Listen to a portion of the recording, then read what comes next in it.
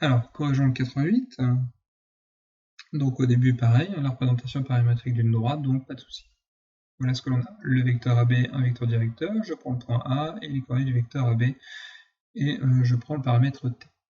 J'aurais pu changer de paramètre d'ailleurs pour les autres, hein, mais ici, comme on ne les utilise pas, on peut s'arrêter là. Puis après, on vous demande un segment, pas la droite. Donc là, ça diffère un petit peu. C'est quasiment tous les...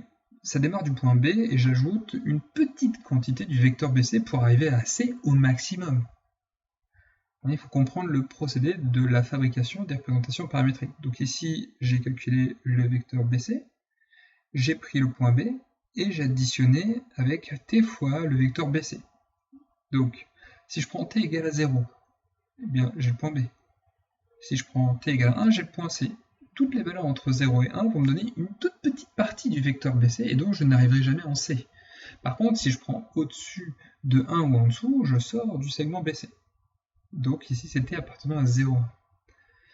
Puis ici, pour la demi-droite AC, je démarre du point A et je vais rajouter autant de fois que je veux en termes positifs le vecteur AC. Donc ici, j'aurais été appartenant à R+.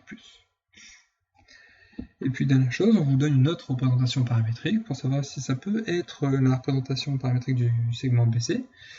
Bien ici, vous avez vu que pour t égale à 0 et t égale à 1, j'avais soit B soit C, hein, c'est les extrémités. Donc prenons t égale à 0 par exemple, on a le point de coordonnées 1, 1, 1.